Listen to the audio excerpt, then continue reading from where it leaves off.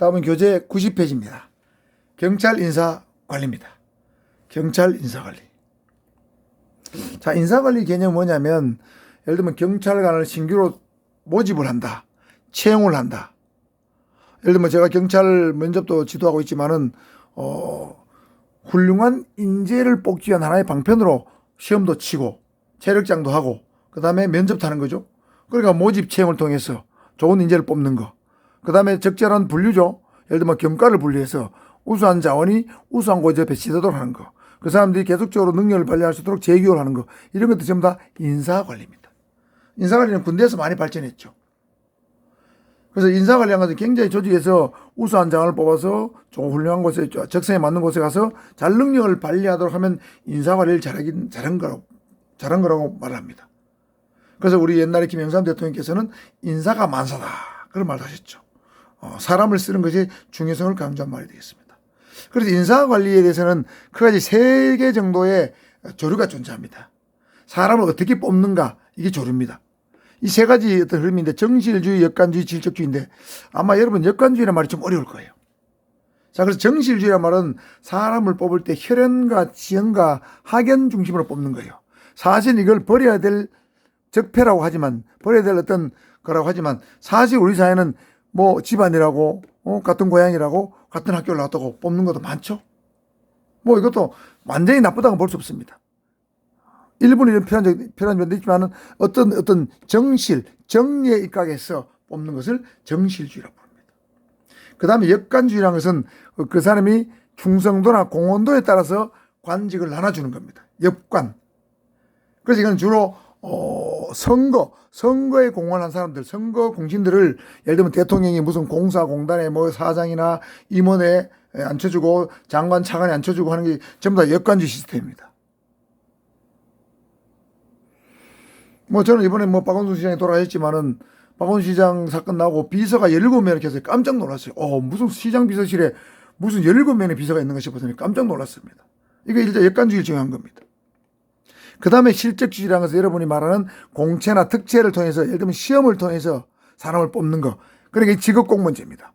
어떤 분야에 전문성이 있는 거죠. 뭐 경찰 같으면 형법, 병사법, 경찰 시험을 쳐서 들어온 거죠. 실적주의는 직업 공무원제, 그 다음에 전문성, 뭐 이런 것을 고려한 것을 실적주의라고 합니다. 자, 여기서 여러분 역관주의와 실적주의 개념 잘 알아두시길 바랍니다. 그 다음 2번째는 사기관리입니다. 사람은 사기를 먹고 산다고 그러죠. 여러분 직장에 갔는데 우리 직장은 말이야, 내 직장은 일할 맛이 나. 나는 나를 인정해주는 상사가 있어서 좋아. 그럼 당연히 열정이 생기고 열의가 생기고 어떤 막 의지가 막 샘솟죠. 사기관리가 잘 된 조직입니다. 근데 출근했는데 맨날 상사가 말이죠, 막 쌍욕을 하고 말이죠, 인상을 쓰고 이러면 일할 맛이 안 나죠. 물론 본인이 능력이 부족해서 욕을 먹을 수 있는 건 당연하지만 뭐 열심히 일해도 상사가 인정을 잘 해준다 이러면 일할 맛이 안 납니다. 사기관리가 안 되는 거죠. 그래서 이 사기관리와 관련해서 매슬로우라는 사람이 있어요. 아주 유명한 사람이에요. 이 매슬로우 욕구 5단계에서 한번 알아둘 필요가 있습니다. 자, 생리적 낮은 단계부터 생리적 욕구, 안전 욕구, 사회적 욕구, 존경 욕구, 자아 실현 욕구, 이렇게 단계적으로 올라갑니다. 예를 들어 밑에서 생리적 욕구, 안전 욕구, 안정 욕구 또는 소속 욕구, 존경 욕구, 자아 실현 욕구, 1단계부터 이렇게 올라가는 거죠. 사람은 1단계 욕구가 어느 정도 충족돼야 2단계 욕구, 그 다음에 3단계 욕구, 4단계, 5단계로 간다는 거죠. 일반적으로 그렇다는 거예요. 물론 이 욕구를 건너뛸 수도 있습니다. 이게 이제 기본적 욕구가 사람의 욕망, 욕구는 저런 단계를 보통 거친다는 뜻이 되겠습니다.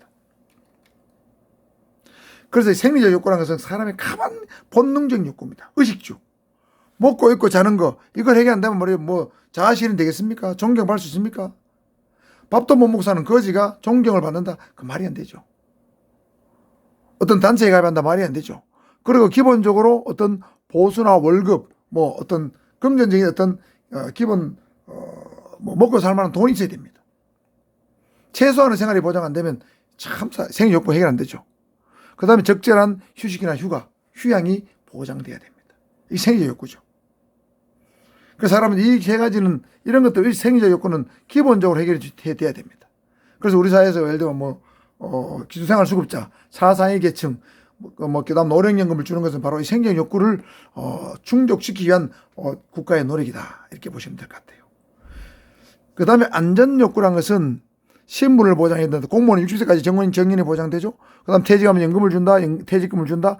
뭔가 안전하게 살 수 있는 그런 어떤 것을 안전욕구라 부릅니다.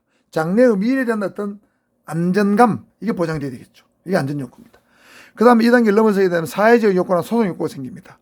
예를 들면 어떤 단체에 가입한다. 무슨 우리 대한민국은 개모임 잘하죠. 조금만 지나면 무슨 고등학교 동문회, 무슨 뭐 고향 동문회 많이 만잖아요.